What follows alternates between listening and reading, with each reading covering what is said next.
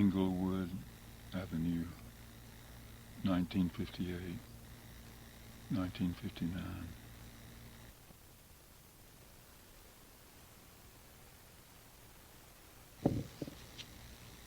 The music makes a black spiral.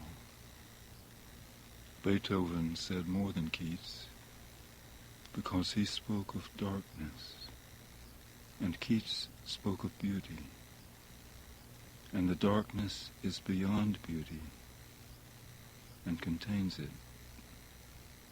Beauty is a circle. The darkness is a black spiral. The music makes a black spiral, with the sky empty around it and oppressing, but yielding. There are no stars above it, only vanishing, transplanted circles. Existence meets and overcomes itself, and overcomes itself, and is always above itself. Sleep no more, Beethoven. Bugs and spiders and lightning hide beneath the leaves, and crickets scream against the rain and darkness. Thunder on a quiet street, all the days seem wet and evil, full of time and rumbling, evil here and evil coming. The one strength in the wind blows the leaves apart and upward, flickering with the small shadows of fire. The day is wet and cold and filled with a simple fear. The day laughs with the chill of night, shivering as her sweater of leaves falls in my heart. The night is a prostitute with harsh voice and hairy wrists, a virgin who does not speak with shy hands. Both together, I hear them both together, mad twins linked at the waist.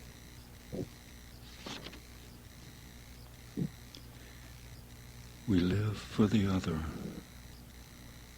for her smile that never comes, for the laughter from the silver place, for the word which touches everything, for the light, warm touch, for the scar that draws tight the wound, for the moment between motion and stillness, and light and darkness. What we are is what we cannot be. Calling. The sky gave him nothing, a somber, unbecoming grimace, a threat of rain. But then he turned to look through the window in the rear of the house. The curtains blew back with the wind. The clouds weakened. A breeze blew clean through the hallway, and the curtains and clouds parted.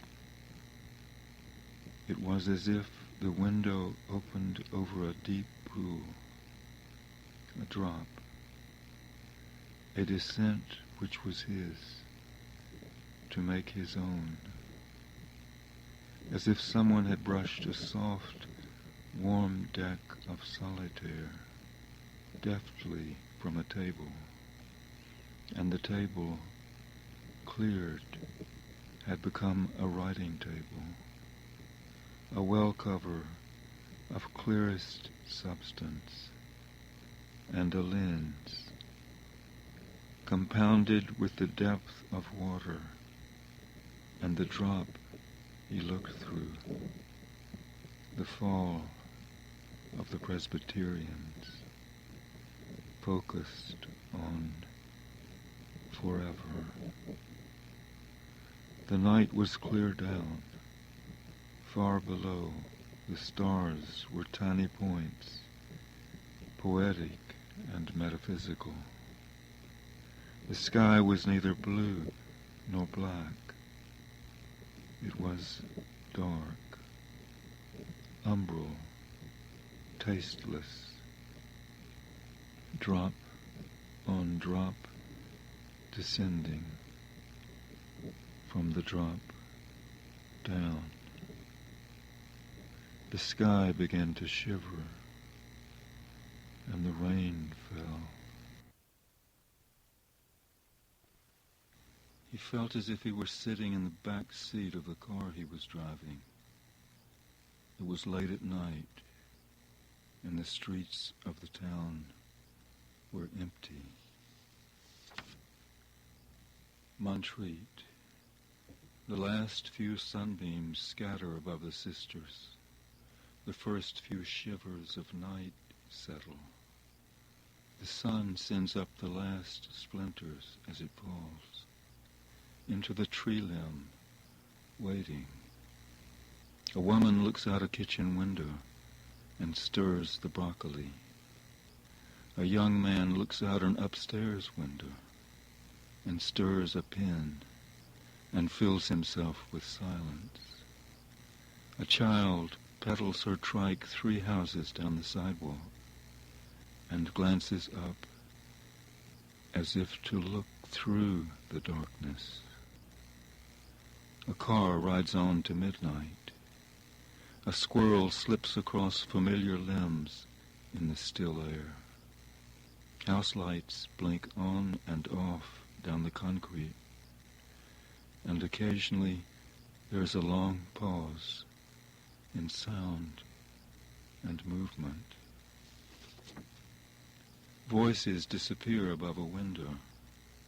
Voices splinter against the shallow winter air. Tired, warm, supper voices. Angry, hungry voices over a bus stop. A hushed voice hesitates at a window, spinning a frayed kite thread over the pews and hymnals, into the wide silence above us. Like a small part which lifts its melody above the aisle for a few notes, then returns to the choir, the voice disappears from the window into the street noise and decaying silence. Sing with me, the voice sings. Abide with me. The day in winter, it's like a young, slender wife with a thick pink belly, hidden by a loose dress, leaning over a porch in the wind. The thunder made it a marble house, clean and black and cold as the rain. The leaves were concubines of an emasculated sun, broken wings in the houses of the bats. Old stone kitchens down there, with the clock ticking up the stairs. Englewood Avenue, 1959.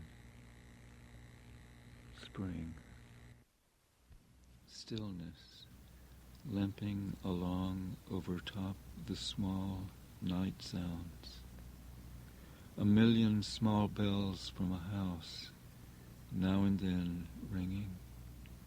A worn sheet flapping above the grass, like wind.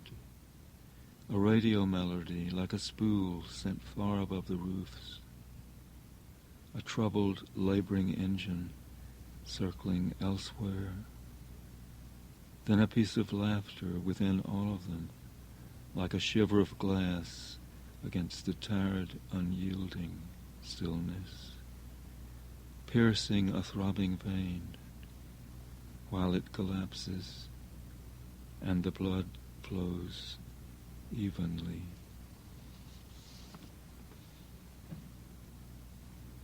Carpenters, cinder blocks, dirt, and brown hands, touching them with diffidence and care.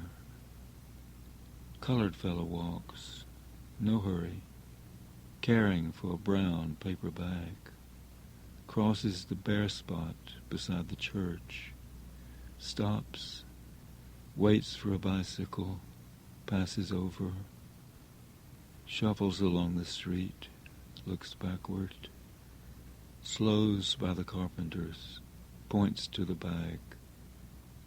Long gone. Hey there, look at that man. He ain't gonna work tomorrow. Hey, boss, you got a squirrel in that poke? Man doesn't hear. Fine man. He don't have to ride that truck tomorrow. Reaches the sidewalks, the shaded streets, headed for Sedgefield, home and a woman. The sun begins to drain off into the long shadows. Its colors are sweet as the last drops of a bottle of rye. Bob, Bob, on a river. Oh, oh, no steam for him, no man. Float along smooth as you please. Po' boy off by the railroad track, in June a-looking for a long locomotive to carry him away as far as L.A., to find him a home and freedom. The dusk is beaten down into the grass. Along the street women walk, their foreheads slightly wet with the darkness. Part of it comes from within them, perspiring. The women help the night make the dew.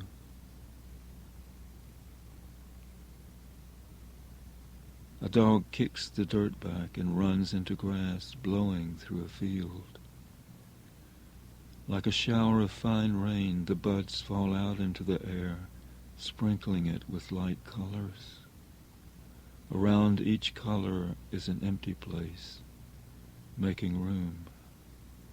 Spring is expectancy, a held breath. The soul of the world is pondering, dipping its brush in green. The cars run smoothly through the streets, breaking the water with the sounds of small sailboats, and the quiet, far-away sounds, thunder approaching, hammers on timber, while the clouds loft and billow and smoke with the purest whiteness. The hawks perch their wings wide in the sky, flying evenly under the clouds, as if resting above a world waking in tenderness from delirium. The cherry trees are shaking now, chained and naked, covered with bloom. The wingless drift of their becoming slowly precipitates the colored rain of the small birds, carrying thick drops, splashing their color and fragrance. We begin to feel the depth of new sleep. Its dimensions expand, and slowly we too are within it. Silence lifts itself upward. The birds sing themselves into the quietness. From the lawns pale and vanish. A timorous wind hesitates in the high blossoms. Then, with a gesture of pleasant fatigue, a thin cloud brushes against the moonlight, as if to say, "It is time to retire." Even the leaves, even the waters, even myself. Now sleep is a deep pool at last, containing the moon and an unnoticed sun, and the dreams within it flicker and start endlessly, interrupted by the penetrating glances of moonlight, until the soft decay of the bottom is reached, and we lie hidden. In my world it is snowing the drops of light and life. The shadows are brief and warm. Spiders climb busily through the air, leaving their trails in the wind. Butterflies with yellow wings dip and drift through the gardens. Red bugs crawl over the rich and sweating limbs. I do not wish to move.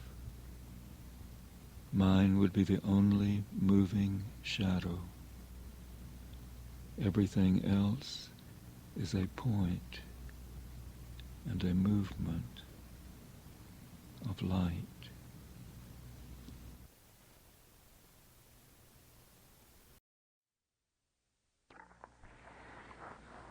Bell. This entry is dated 2/3. Entry. Edge of the city. Threshold. Building. Bell. After the metro from Saint-Michel, I begin to wonder where everybody is in this brand new apartment cité. The concierge, the doorman, but there is no one.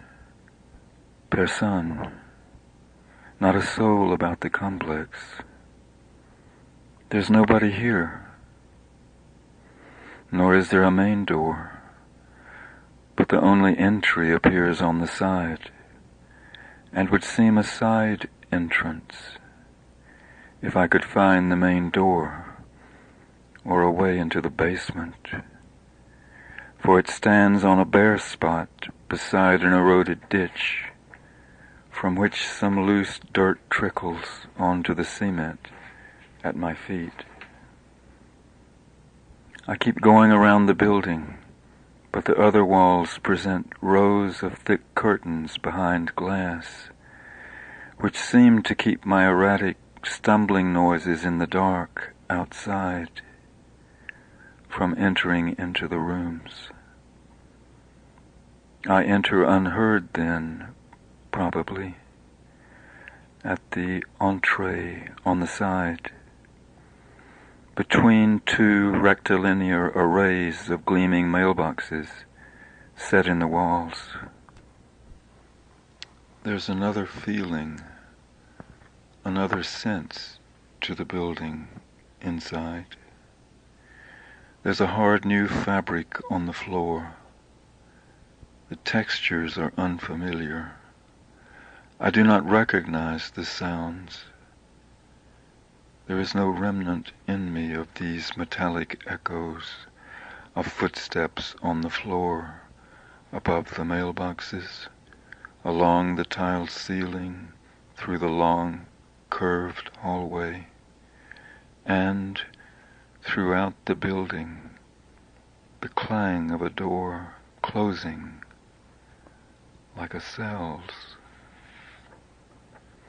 Is it the high polish on the ceiling, or the small glass lozenges in the mailboxes, or the sheen of the new synthetic substances in the bare floor of the vestibule, which sends up these distracting sparkles over the glass door in the entree, and the blue translucent pane around the sonnerie?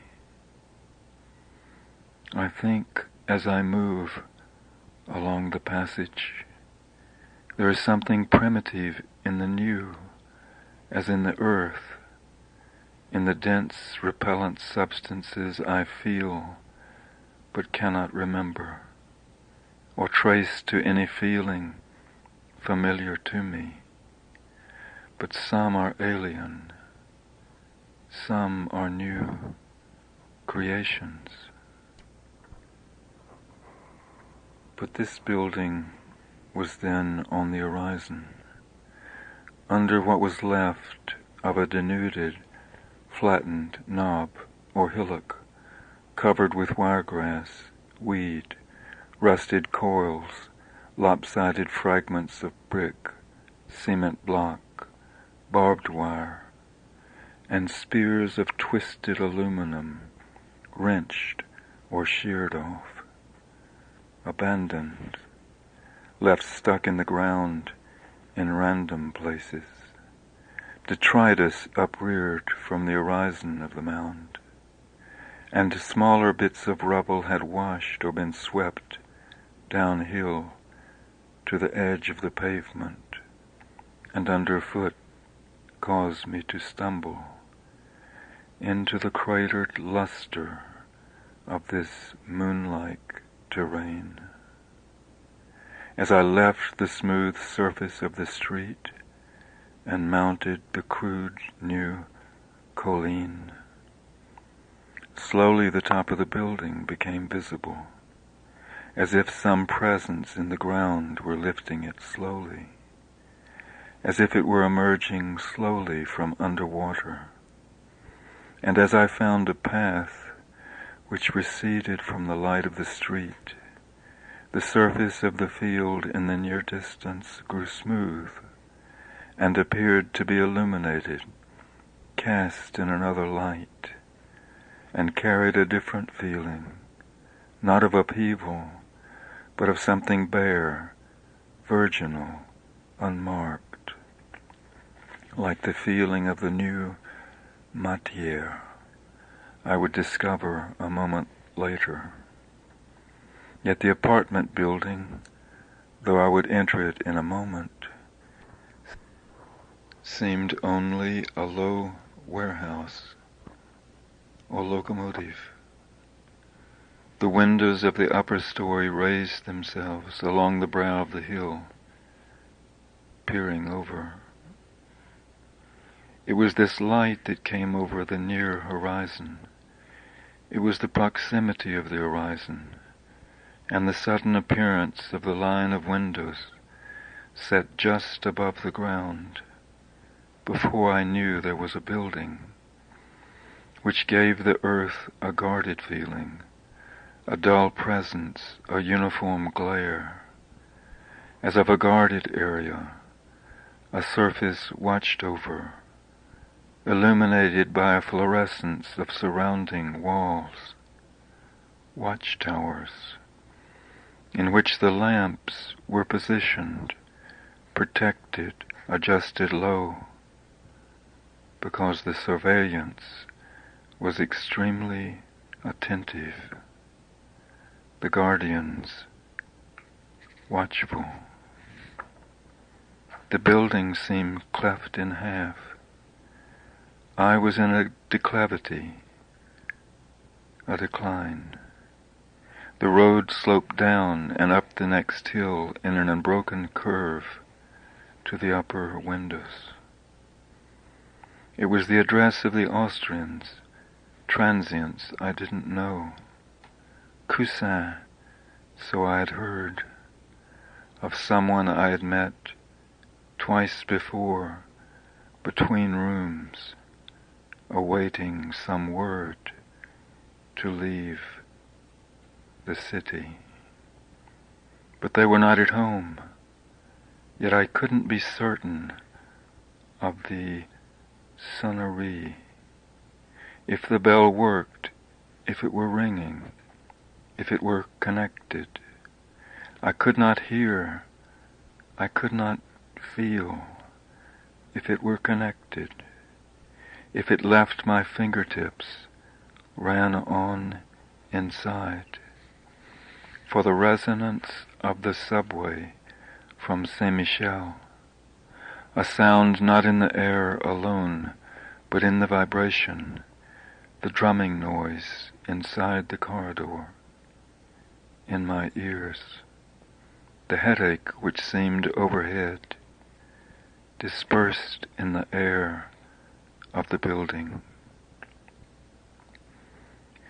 Then there seemed faint pulses within the house, a current from the wire that registered, a feeling, a distance traversed, a passage, a movement inward along the corridor, a distance touched, traversed with the forefinger tip of my writing hand, a feeling of unheard echoes. I stopped ringing the bell and turned toward the crest of the hill, where there are other, smaller houses, spaced apart. I move under them and notice the tiny recessed cubes in the blank back walls, small bathroom windows overlooking an abandoned field and a ravine. New houses arranged on plots, staked off from other squares remaining empty, the backs set on concrete posts over the ravine. There is nowhere to go. The field, the ravine, the glowing walls of the houses, the light of space, the feeling of the new floor, the resonance of Saint-Michel, the moment inside. It is here then. This.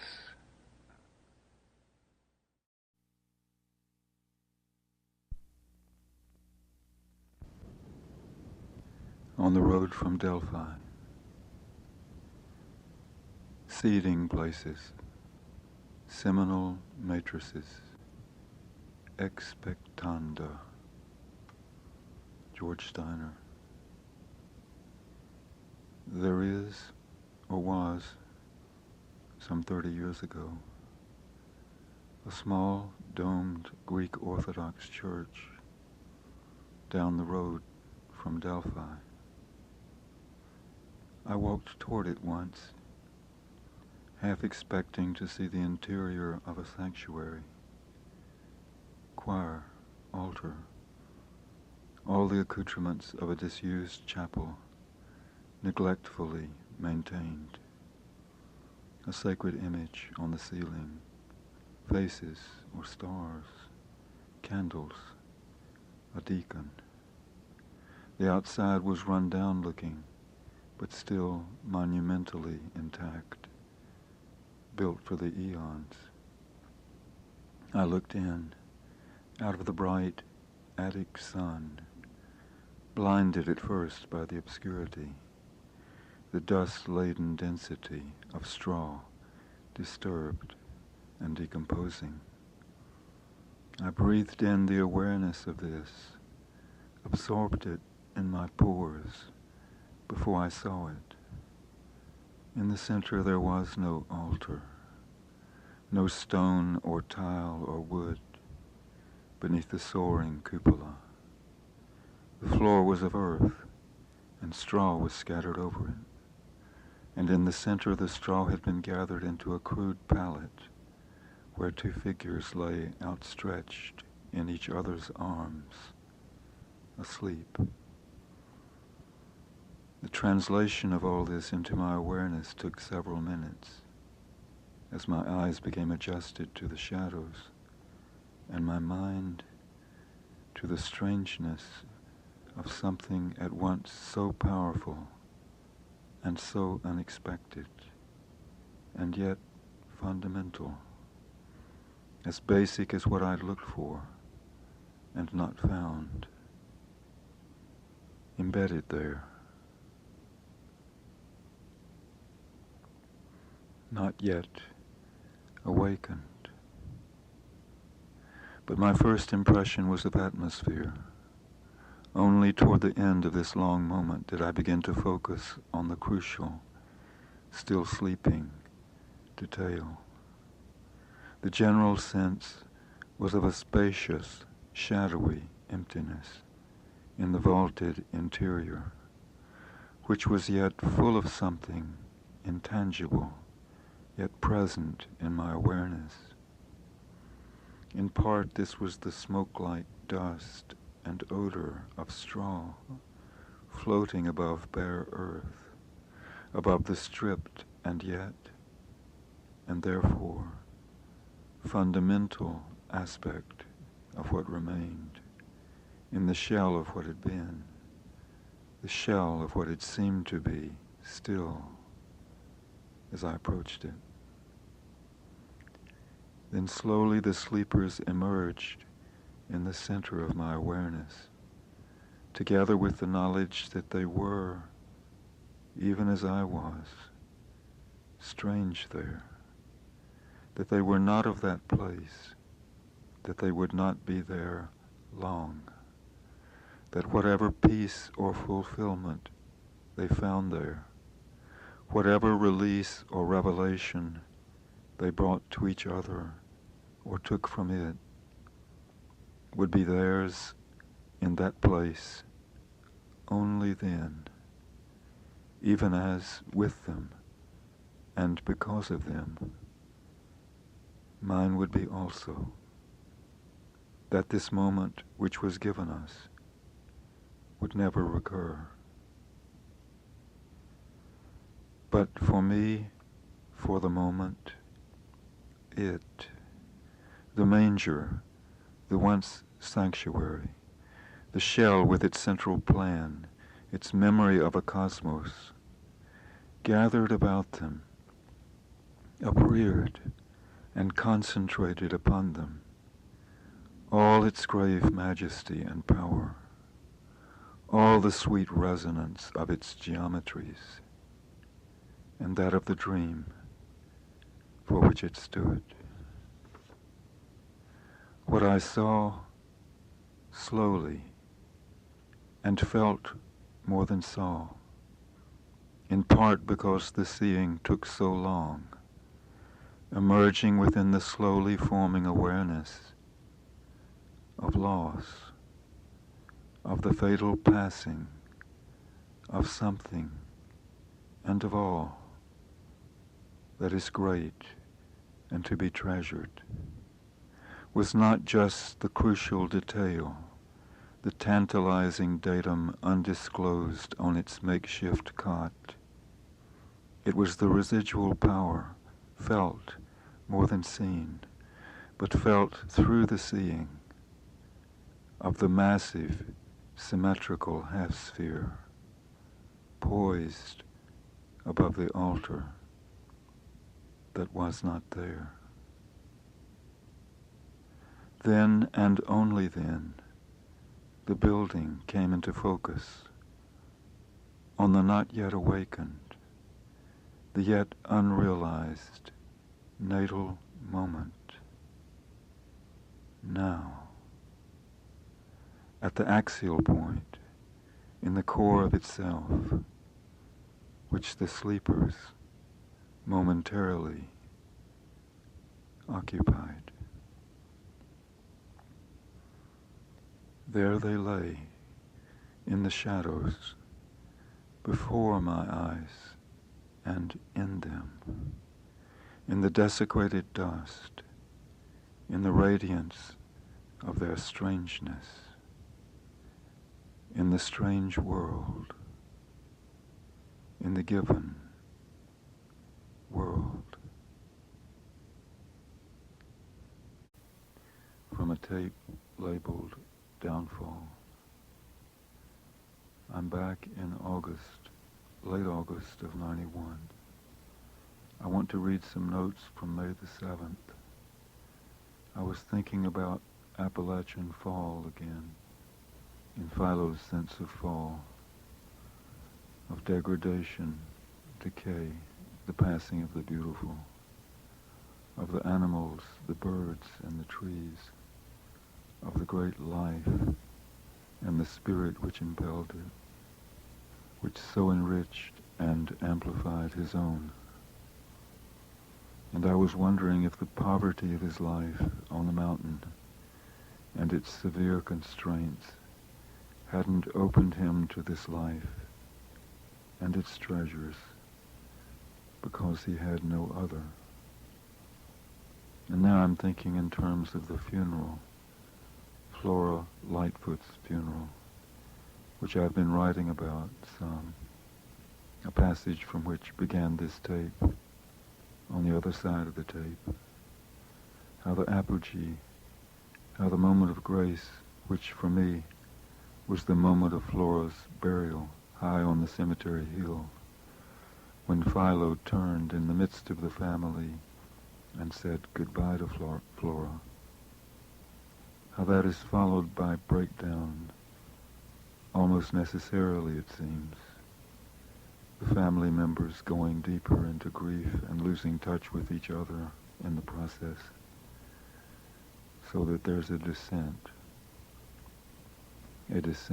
degradation. The words escaped him, his goodbye, Mama, goodbye. They surprised him.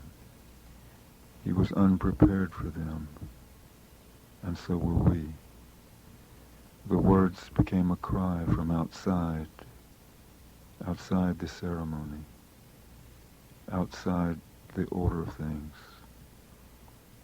They swept through the tent like a sudden breeze from elsewhere. From high on the Hammonds field, the Luster field, the coal fields, from transit camps, logging camps, CCC camps, from barracks, boxcars, haystacks, fodder shocks, Salvation Army shelters, from bridges flung high above rivers, and blew through the words expected of us in the close air. From outside, where he had lived his life, through the stale air, the dead air, the air of the dead we breathed in and lived on. Like Celan's Niemand's Rosa.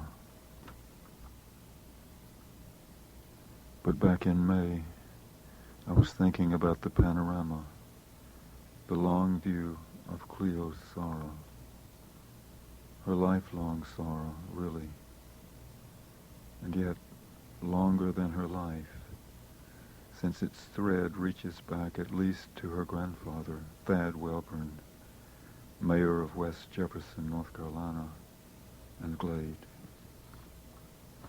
Catastrophe passing down through generations, one mistake or mishap to another, the father to the daughter, to the son, to the granddaughter, and on.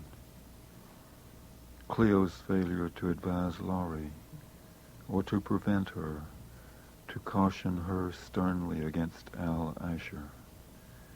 Now I see as descending, or falling, or continuing her descent from her ancestors, from her grandfather's abandonment of her mother's mother, and of her mother and aunts. A part of the same current, downward passing stream or cataract, which swept her and Laurie away down to Rice Terrace, through a dozen grimy trailer courts and drug dens.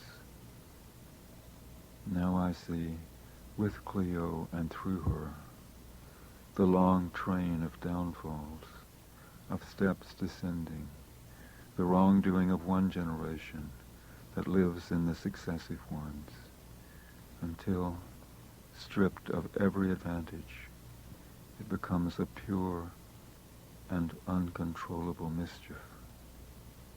Hawthorne. So the father and grandfather, Thaddeus, gave them his learning, his gentleness and civility. and left them with nothing and no recourse. And partly through Cleo and partly through Philo, her brother, I see Thad's daughter, their mother. When they first come into the mountains, across the river into Virginia, when Thaddeus become mayor of Glade, she was the most beautiful woman anybody had ever seen in those parts. And she was courted by a gentleman, Sam Dillard, the high sheriff, which was an office that carried honor back then. But Laurie didn't marry him. When her mammy took them back to North Carolina, Laurie met and married Reuben Lightfoot, a man without distinction, who detested distinction, a rabid leveler, hater of the Thad Welborns of earth, and so, maybe, her sole brother, who spent his nights fighting, drinking, and card-playing, and dancing and fiddling, being as wild and passionate a dancer as she was, and she'd won many prizes, and his days cutting extract wood for 30 cents a cord, and whose mind was damaged early in a fight with English Potter, the most feared man in Ashe County. That Potter, he'd ride right past the sheriff's office with his saddlebags full of liquor in a graveyard outside West Jefferson, so that by the time they finished, they'd toppled several tombstones, and Reuben had hurt that Potter, so he had to go to bed afterwards for the first time ever, a man almost twice his size. But in revenge, Potter stomped his head against a tombstone with hobnail boots and left him for dead, damaged him for life, and for lives, many lives, and many generations. These light feet, what is it about them that so appeals? It's Cleo looking out, as if she could look from the ovens in Dachau, or the embers in Nagasaki, as if reaching down in her fall, she could touch some hidden stream or conduit in the deep life of my century, and relate it, conduct it to me, the current in the bonds which hold her in, charges me even now to keep in touch with what I feel to be most real, most full of darkness, as if I could jump the freight with her brother on the Black Cut out of Chilhowie and find myself sealed in on the potato fields outside Krakow and greet the strangers and thank them for who they are.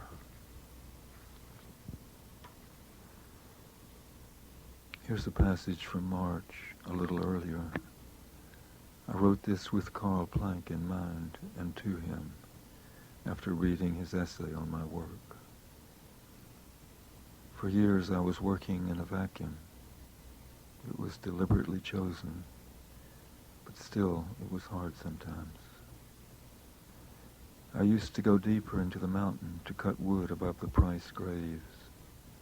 I remember the sharp thud on the opposite ridge from the Luster field where the Lightfoot cabin was, as if someone were there, working beside me, driving an axe blade into a deadlock, as if no one were there, no one else. I'd clap my hands and listen to the stillness and emptiness of the mountains, and to the echo which scored the stillness, for it was this sound of stillness, as this stillness was of absence, the absence of the hoot owl and the screech owl, the woodpecker and wood thrush, the wildcat and bobcat, the panther and the whippoorwill. Of all the great animals, the small game and birds, which my friend and guide, Philo, has described for me so vividly, making the mountain come alive again in memory. Of Lou Brown, a mysterious woman. Nobody knowed where she come from, or why she come here. Of Rube Woods, her murderer. Of the ghost of Lou Brown. Of Ellen Walden, who built up fires and slept by the road with her 36 Colt. Of Abe Fullen, the black man she lived with and had a child by. Bob Walden, who was raised by Jim Walden, a white man whom Ellen married. And she made him the cleanest wife you ever saw.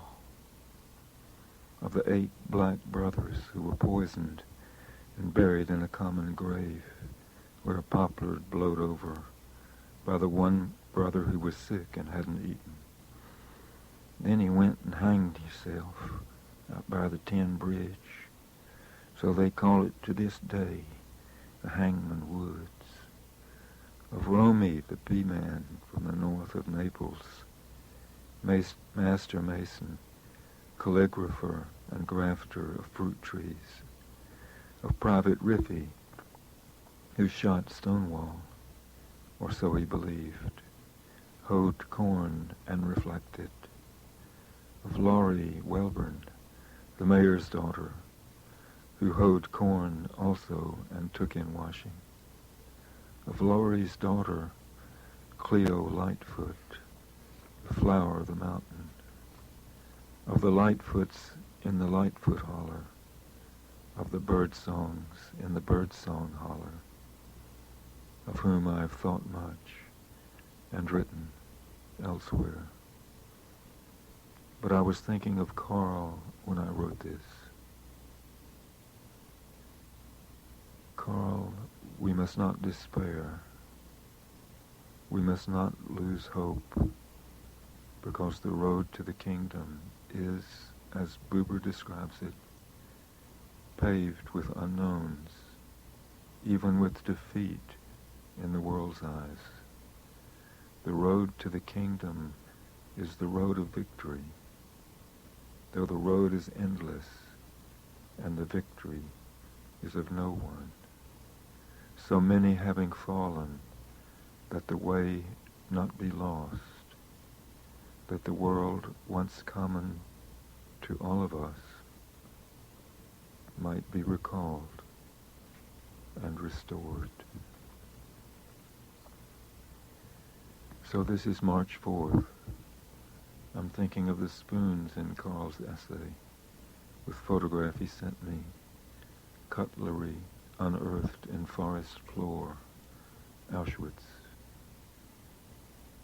Spoons, like miniatures, sculptures, so many hollowed out, buried, surfaced of late, scratched from the topsoil, matted in humus, in fibrous roots, in sylvan dell, pastoral, idyllic,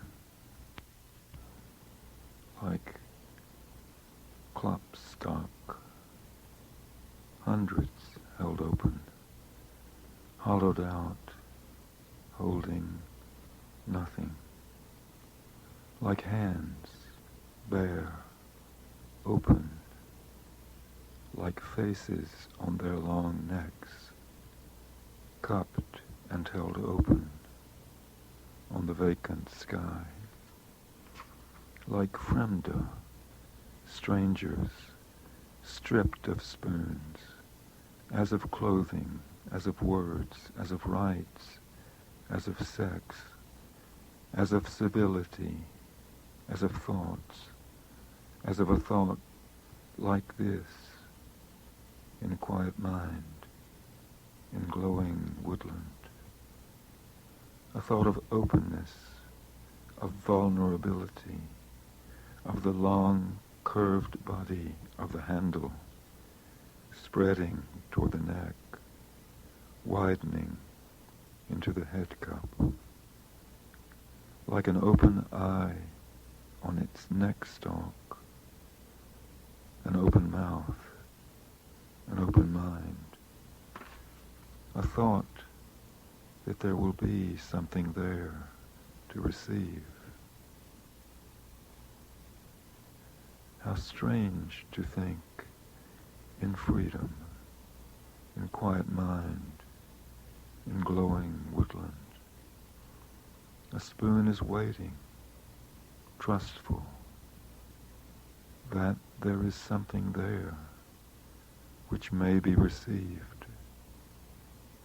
A spoon is open, like a violin, to the music which may be held for a moment in it, and so received. And like a hand to its gift, as to all the gifts, to the gift of all.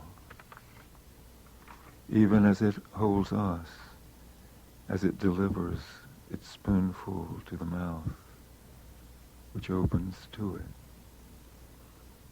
It reminds me too of Hannah Colley, when she first came to the mountain, her back bald, plastered with oil, as of higher mammals, dolphins, sea otters, drowning in oil, tangled in nets after Valdez, elephants in the zoo in Kuwait City, shot by the Iraqis, lumps in hide where bullets went in. The spoon holds the thought in its openness, a violation in the eyes of the great creature. So they turn from the camera. They do not want to look at us or anything we have, to stay, be looked at. They are caught, pinned. They cannot go anywhere. They can only look away.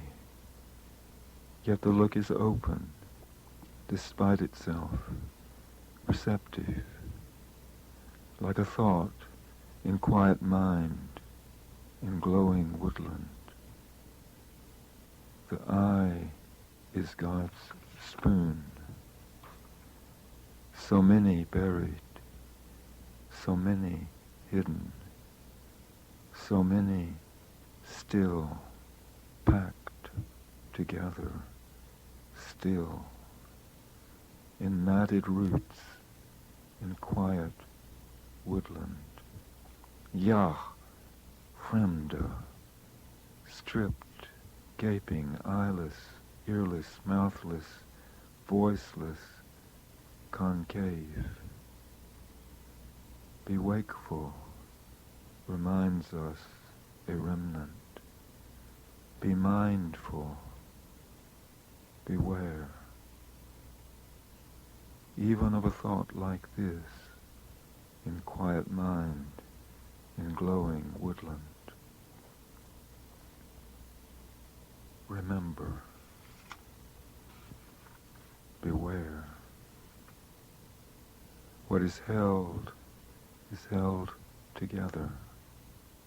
What is held may be spilled, may fall, may not be delivered, may never be raised again to the mouth. So must be held carefully, so must be raised carefully, be held in a balance, held firmly, held delicately, like the word in the mouth, with precision, with care.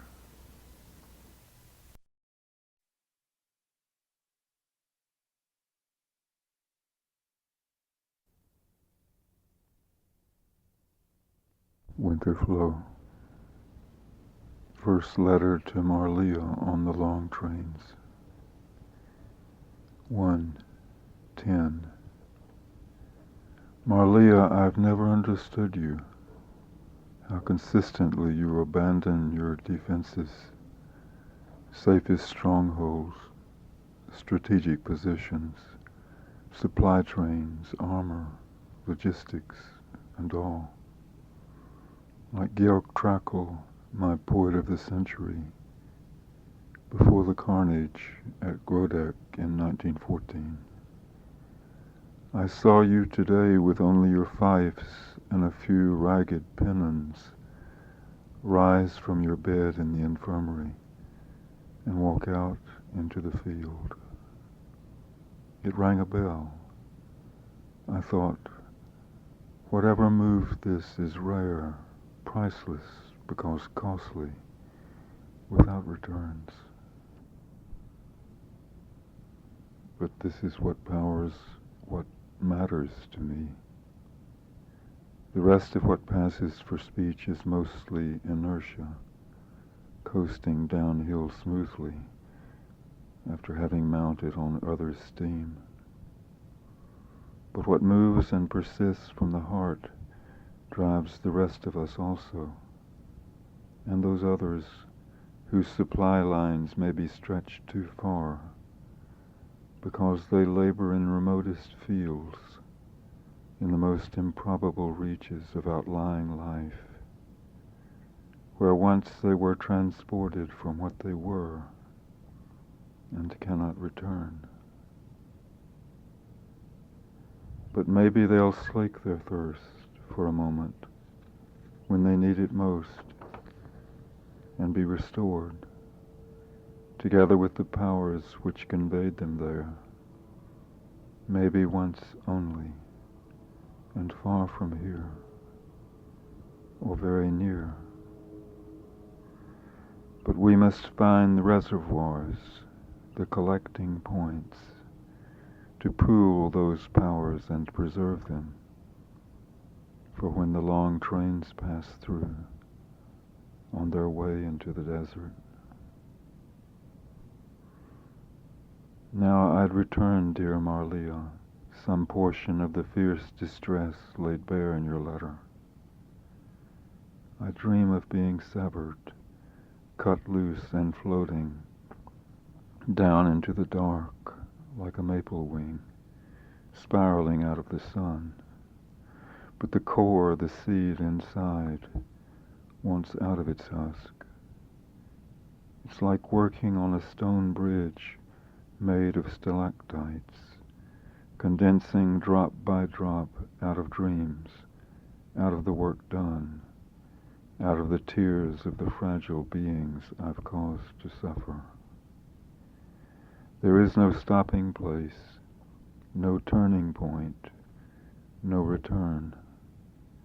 I'm way out over it now, and the fall is endless. But maybe the trains will pass over, with all their transports, through link on link, word on word, that bear the vibrations, the massive connections, the recollections in chains, the long supply lines trickling out of dreams into the desert, that will not stop for me.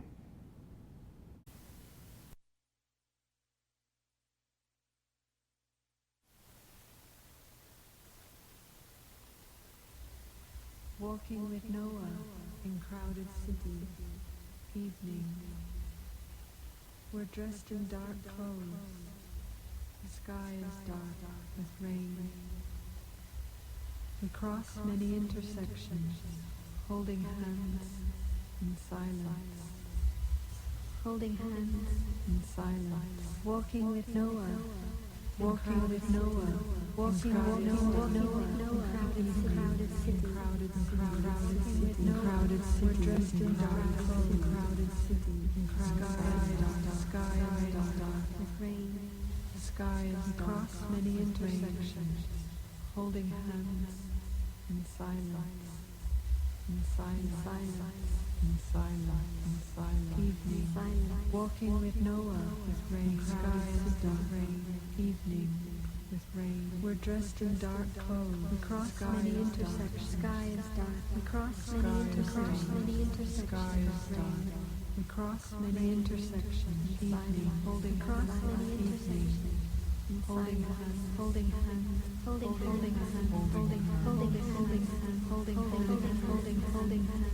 Holding hands. Holding silence. We cross many intersections. In silence. In crowded city, walking with Noah, in crowded city, evening. We're dressed in dark clothes. The sky is dark with rain. The sky is dark with rain.